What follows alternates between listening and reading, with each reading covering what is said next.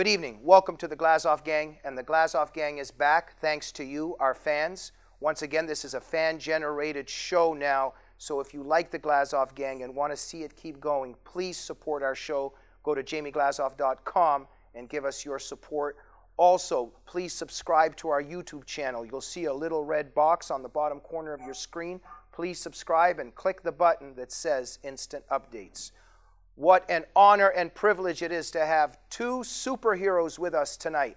Two Shillman Fellows from the David Horowitz Freedom Center. We have Raymond Ibrahim, a Shillman Fellow from the Freedom Center, and Daniel Greenfield, a Shillman Fellow from the Freedom Center, and he writes the blog The Point at frontpagemag.com. Raymond and Daniel, welcome to the Glazov Gang. Hello, Jamie. Thank you. Hi, good to be on again. Fantastic. Raymond, let us begin with you. The title of our show this evening is the title of one of your recent articles at Front Page, When Muslims Betray Non-Muslim Friends. Raymond, this happens throughout the world. You centered your article on what's happening in the Middle East.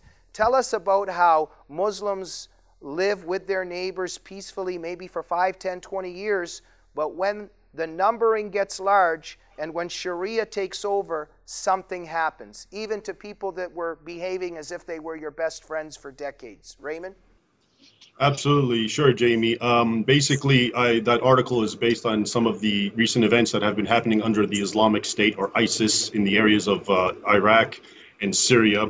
And there's a lot of testimonials from Christians, Yazidis, and other non-Sunnis who explain how that their neighbors that they knew, Sunni Muslims, were fine. They got along well. Everything was okay. They saw them as families. The Christians saw the Muslims as families. They helped them out.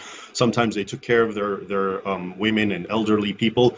But then when the Islamic State came in, those Muslims immediately turned on them. And not only turned on them, they actually led the Islamic State to their homes, had them attacked, had them killed, or their family members killed, and so forth. And so the great point of all this is that this isn't just some kind of aberration as usual, but in fact it's traced back into Islamic history and Islamic doctrine. Islamic history, if you look at the sources, as I often try to do, you will find that this pattern of Muslims getting along with non-Muslims who happen to be their neighbors, but once, for whatever reason, the Muslims grow in strength, they go on the offensive and immediately turn on them and so forth, has been happening historically. It happens in other Muslim countries. There's anecdotes, that recent ones from Nigeria, same exact thing. And of course, it all goes back to Islamic doctrine. Quran 328 tells Muslims that they are not to befriend or take as allies or friends non-Muslims or kafirs or infidels unless they do it as a precaution. And the way that Islamic doctrinaires and exegetes, the most famous among them, like Ibn Kathir, explain what that verse means is that if you're in a weakened state, you can befriend and work with infidels, but once you are not, then you should turn on them and return to Allah, as the way the verse ends. So it's basically a doctrinal thing. It's happening today. It happened yesterday. And it's something that the West and others should be cognizant of. Thank you so much, Raymond. Daniel, how do you see this phenomenon? It's definitely something that's been taking place. It's taken place in the United States. I think there has been at least one case where a Muslim became religious. He was hanging out with a friend. He murdered that friend.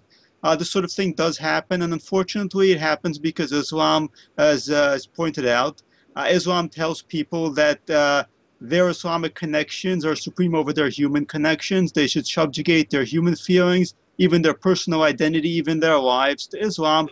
And if they are supposed to be willing to die for Islam, then obviously they're supposed to be willing to take other people's lives for Islam. So Daniel, what do we say to the person that says, oh, come on, not all Muslims are like this? Are you trying to say that every single Muslim you know after a long time is going to turn on you?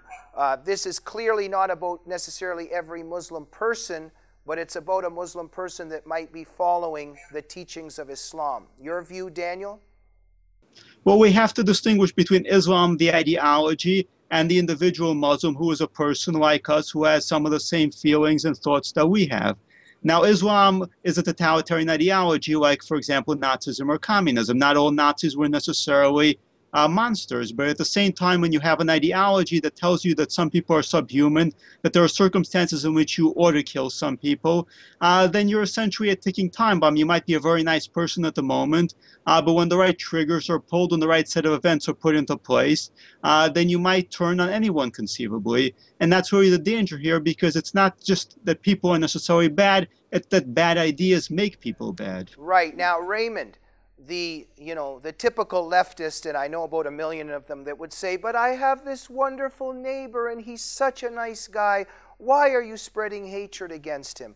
Again, this is not the issue. This is just propaganda. We love people. We love all human beings. The key is that we're talking about what the Quran teaches.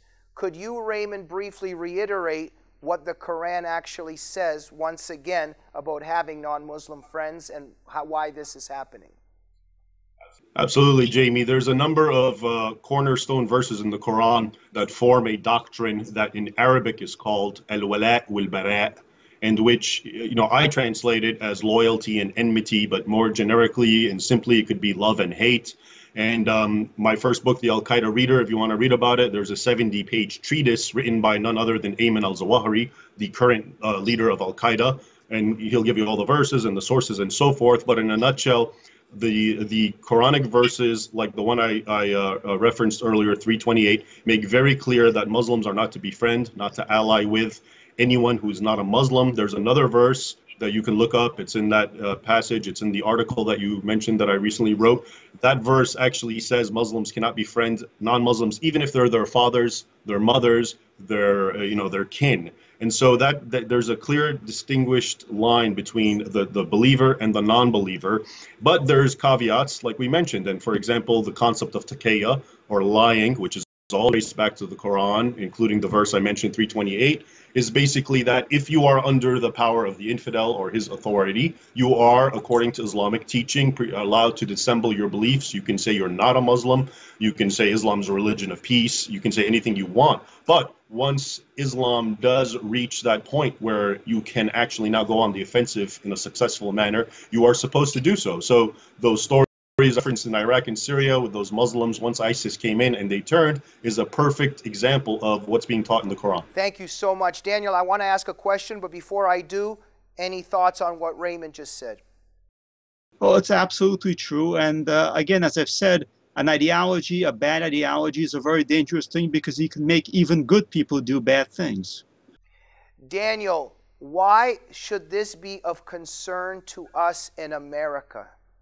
Well, we have large-scale Muslim immigration into this country, and every time there's something like ISIS, it's a reminder to Muslims that the way they live in the United States, in an infidel country, they have non-Muslim friends. It's in contradiction to the teachings of the Quran. It's in contradiction to the Islamic way of life, and there's a certain pressure and attention that's placed on them. And some people will, for example, snap and go join ISIS. Some will look for various forms of middle ground through political Islam, but this is a potential danger zone that leads to terrorism, that leads to the so-called lone wolf attacks. Now, I'm not trying to pat myself on the back here or toot the horn of the Glazov gang. It's only an honest question. How come we have not seen this topic discussed anywhere in the mainstream media, New York Times, Washington Post, Anderson Cooper, what have you? Daniel? Well, for one thing, it runs completely counter to which is the idea that every culture is basically good. Every culture that comes to the country has the same things to offer. And so no culture, no ideology can be particularly bad. And also it's something very disturbing that most people don't want to think about and don't want to talk about, because if you consider the implications, they're very deeply scary, and people really like to have their comfort zone. Raymond, if we continue with this mentality, give us one example of what just happened in terms of this issue somewhere in the Middle East, and this is what's going to happen to America if we don't wake up. Give us an example of something that happened. Well, basically what you're seeing in the Middle East, as I always say, if you look to the Middle East or any Muslim majority nation, if you're an American or in the US or in Europe even, if you want to know how Islam behaves, you have to see where Islam is strong. Okay, so you may have American Muslims who preach all the things that you mentioned, X, Y, and Z, Islam is peace and so forth, and they quote the Quran and etc. You may have that in Europe and so forth. But you want to see how Islam behaves, you have to see Islam on its own turf, where it's strong, where it doesn't have to dissemble, it doesn't have to win brownie points with anyone. So what do? You go look at the Muslim world. And in the Muslim world, as we saw, we were discussing what happened when ISIS came in Nigeria, the same thing happens all throughout the Islamic world. I've seen the same exact pattern where, Muslims live peacefully with non-Muslims, Christians, and so forth. But once there's a move and there's a jihad, they immediately turn. And it's, again, very doctrinal. So I would say that, Americans just need to learn. You want to know what Islam is, see Islam at its strength, see how it behaves, and that's exactly what's in store for America and Europe when and if such time comes. Thank you, Raymond. Daniel Greenfield, thank you so much for writing your blog, The Point. I'm reading it every day, just like I read your articles, Raymond. Two brilliant fellows here with us today. Thank you so much. Let me turn to Daniel and what I just said. At The Point, you just had a blog. And the blog was about that 1 in 4, quote-unquote, Palestinians support ISIS. Now, we know that this is probably a low figure. What did you mean by that blog, and what was the evidence? Well, the evidence was a recent poll which showed that Palestinians had the highest ratio of support for ISIS. Between the strong support and the general support, it was 24%, which is 1 in 4. Those are much higher numbers than you get elsewhere, and it really raises questions about how many inroads ISIS is going to be able to make over there. But Daniel, if Islam is a religion of peace, how can 1 out of 4 admit that they support ISIS? Well, if Islam were a religion of peace, there would be a very small, tiny, narrow, obscure group somewhere in the Middle East, much like the Jews, for example. It certainly wouldn't be a worldwide empire. Islam was not built on peace. It was built on military expansion. Raymond, Daniel brings up in his blog that ISIS has its strongest base of support among Palestinian Muslims. Your view on that, why? ISIS has strong support amongst Muslims who see themselves as pious and as believers, be they Palestinians, be they Americans, Europeans, or anywhere else. And this is why you see, for example, ISIS is not a group of Arabs. It's actually made up of Muslims who come from Europe, Muslims of European background, Muslims of Asian background, of sub-Saharan African background. And so the real question is, how much support or how much of a chord does it strike with all these different Muslims around the world? And it's a large one. There's a lot of people. But again, we reach the point of truth and dishonesty. How many Muslims want to come up, especially if they're in a vulnerable position living in America or so forth, and say they support it? But you see in reality, once they can, once they're there, once they feel inviolable, they do it. And why is that? Because the Islamic State is, in fact, working and upholding Islamic law or Sharia. So if you're a true Muslim and you believe in Islamic law, Sharia, and so forth, of course you're going to sympathize with a group like ISIS, despite what you see, what we as infidels see, which is supposed to be a turn-off, the decapitations and so forth. Okay, we have a few minutes left. ISIS poses tremendous threat to the United States, Daniel Green, and to the Western world, and to the overall world in general, obviously, to humanity. Daniel Greenfield, you just wrote a blog where you discussed Obama's recent brilliant statement that we cannot defeat ISIS with guns. What did he mean with this brilliance? Well, he means that shooting them does no good. That was his policy with the Taliban in Afghanistan. We piled up a lot of casualties. We didn't try to defeat the Taliban with guns, and effectively we lost. We're losing in Iraq right now. The big liberal idea is that if we try to actually fight Muslims, we're just going to offend them. We're just going to cause more terrorism and more blowback. So we just have to strengthen and enhance the so-called moderate parts of Islam, which include the Muslim Brotherhood, and hope that they'll somehow be able to hold off ISIS, which basically means we'll be fighting terrorism by helping terrorists. But Daniel, if you can't win with guns, then why did you use guns against Gaddafi? Well, apparently you can win, you can defeat people with guns on behalf of political Islam, on behalf of the Muslim Brotherhood, on behalf of the Libyan Islamic Fighting Group. You just can't defeat Islamists with guns. Raymond, did you agree or disagree with Obama when he said that we can't defeat ISIS with guns?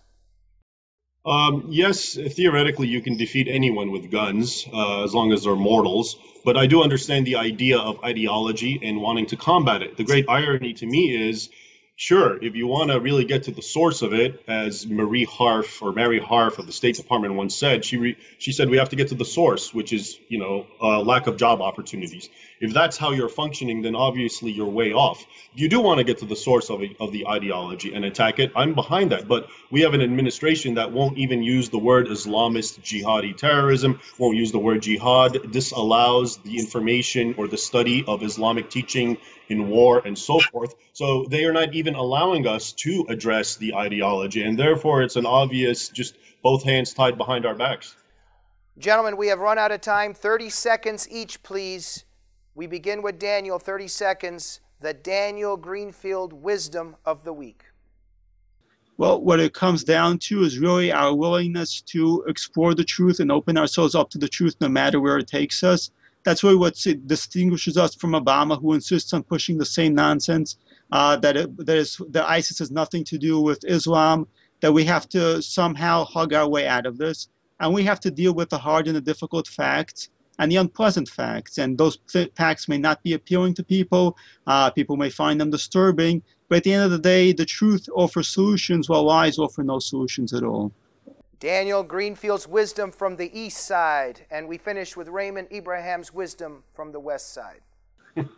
Thanks, Jamie. It's very hard to top anything above that because I'm in complete agreement. It's about getting the truth out, being honest with the American public and the populace, and just, it's not even just being honest, it's stop lying and stop dissembling and stop twisting things and stop turning them around and taking Islamic violence and then using that as a springboard to attack Christian history about the Crusades and the Inquisition and things of this sort. So step one is to get the truth out, and enough Americans, because I don't think most of them know the truth right now, to understand the nature of the situation, and then I believe the rest will fix itself. If you have the proper foundation, one based on reality and honesty, then the next steps and what you build atop will naturally work out.